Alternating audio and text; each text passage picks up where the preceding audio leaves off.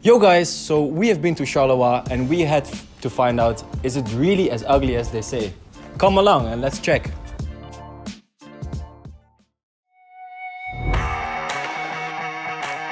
What's up guys?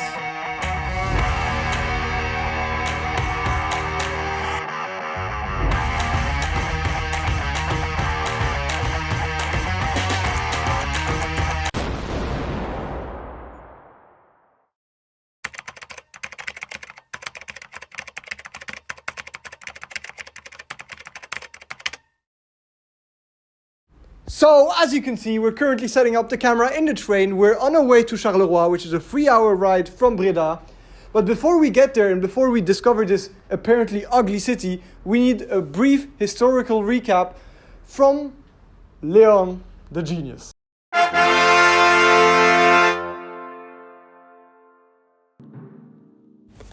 Once held as a black country, Charleroi stood as a symbol of industrial might, a hub of innovation and progress. Its steel mills, coal mines, and glass factories forged the backbone of a thriving economy, attracting workers from far and wide, seeking opportunities and a chance to shape their futures. However, as the winds of change swept through the global economy, Charleroi faced the harsh realities of post-industrialization. The once thriving factories gradually closed their doors, leaving behind the landscape of abandoned buildings and empty corridors. These silent giants, once teeming with activity and the hum of machinery, now stood as haunting reminders of an era that had come to an end. The city grappled with the loss of jobs and economic decline, as the pillars of its industrial past crumbled. Thank you, Leon, for this information. I just wanted to check in because we just arrived in Charleroi. Right now we're getting out of the train and we're going through the tunnel out to the city. You can see us walking through the train station. Luckily, the train station is not that big, so we didn't get lost and we just straight away went to the main space in front of the train station. And as you can see, we were quite disappointed because the train station is completely under development and you can just see for yourself.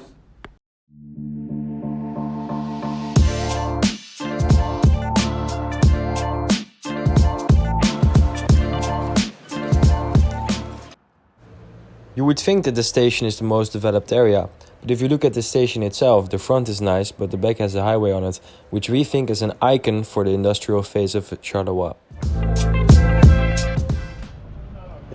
Could you believe that the central station looked like this a year ago? So we started thinking, why would they demolish such a nice public space?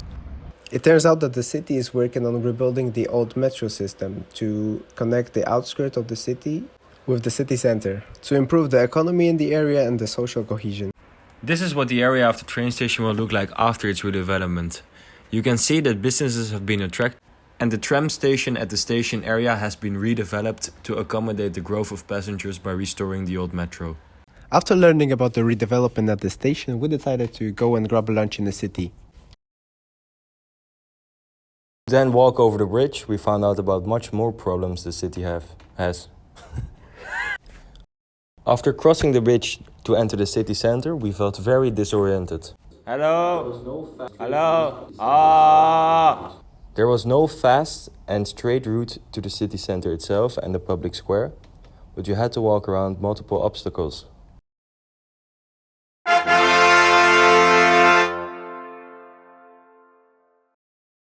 After arriving at the public space in the city center, we bumped into a cultural center and entered it immediately to find out what was going on in the city itself. Now coming up is a quick recap of what we have learned so far, especially in the cultural center. And we especially talked about the fact that the media is saying that Charleroi is this ugly city. And residents in the cultural center mainly said that they don't really understand why the media says it. It's just like a typical industrial city.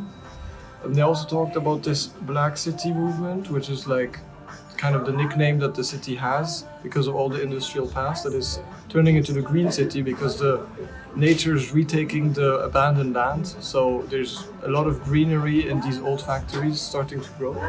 We also met another stranger. He was curious why tourists were here, and we explained quickly that we are students. And he shared his point of view that these things, there's cities that just look really similar to Charleroi.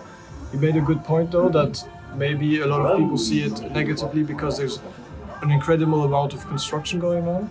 Here sadly not, but you've seen in the footage that there's a lot of construction works, a lot of renovation. There's a good amount of new developments that have been working forever though. They've been lasting and they've not been accomplished yet, but in the future maybe the city centre of Charleroi will be way nicer and more accessible also. After rolling out our conclusions at the restaurant, we decided to move into the neighborhood to explore even more, and we found some interesting things that we will show to you now. Yeah, so we keep walking through these neighborhoods and it's full of renovations but also abandoned buildings. It's between a state of demolition and abandonment, but really there is no life here. I don't know where it leads to.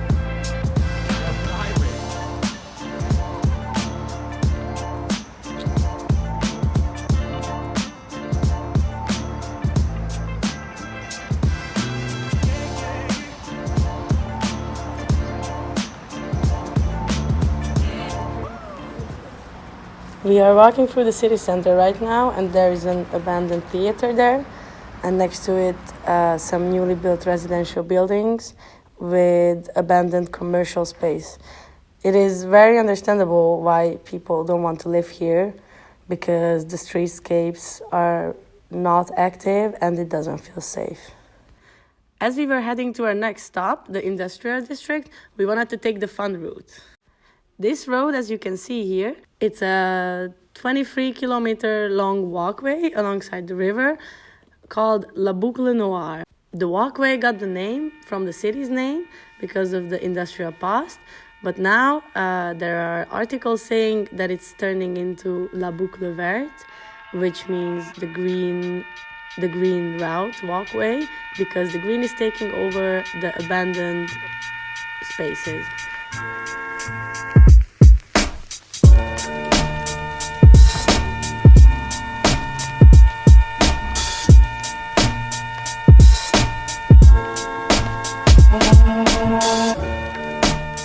We wanted to find this route and go to the outskirts of the city, but we ended up in this weird area. Here the spaces were filled up with car parking and offices, as you can see, probably because of the easy highway access. But in urban design we call this area in between, which is a fade in between the developed and dense city center and the suburban sprawl. As you can see, we got lost here. We didn't know which way or where to go. Why is there a motherfucker walking? But eventually we ended up at a still functioning factory.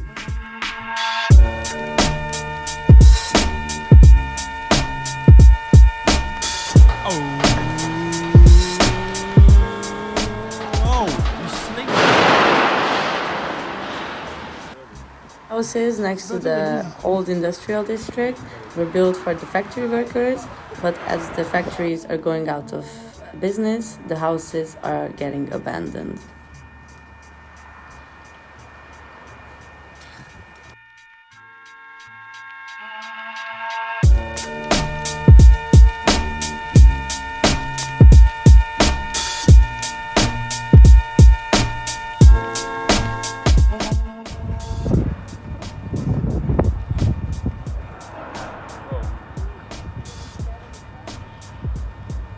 Welcome to the coal factory. The coal factory was constructed in the 1800s. Bro, let's do it again. Let's do it again. Welcome to the coal factory. The coal factory was constructed in 1920, just after the First World War, and was mainly used for coal. Looking at this place as urban designers, we think that in the future, this market hall could have cultural identity for the place with all the redevelopment going on. Follow us. Go back to the city center.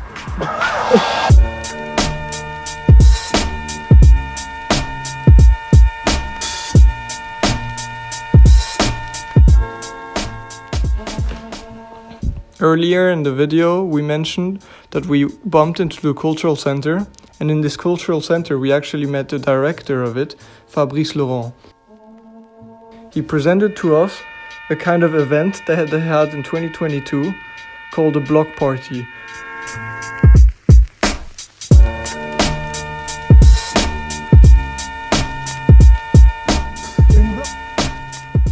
This block party attracted a lot of youth of the city, but also of the entire region of Wallonia, by creating this urban activities event where they assembled beatbox battles, rap battles, street art, skateboarding, etc. It shows that even if the city is not the prettiest, the events in the city still bring a lot of life and attract a lot of people to Charleroi itself.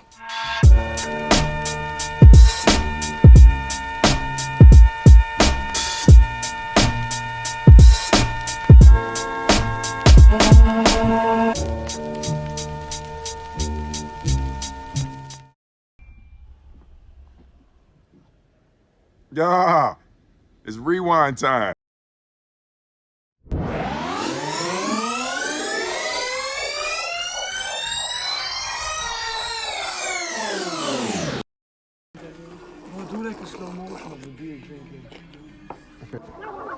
Our last stop was to enjoy a cold Belgian beer at the end of the day. Here we reflected on what we saw that day before heading back. Our research started with the question, is Charleroi as bad as the media and the people make it seem? Or are these only myths? From the construction, which seems to be lasting forever, through the old industrial district to the enjoyable public spaces, we came to the conclusion that Charleroi is indeed a very lively city, and at the end of the day, it is just another European city with a rich history and an identity worth saving.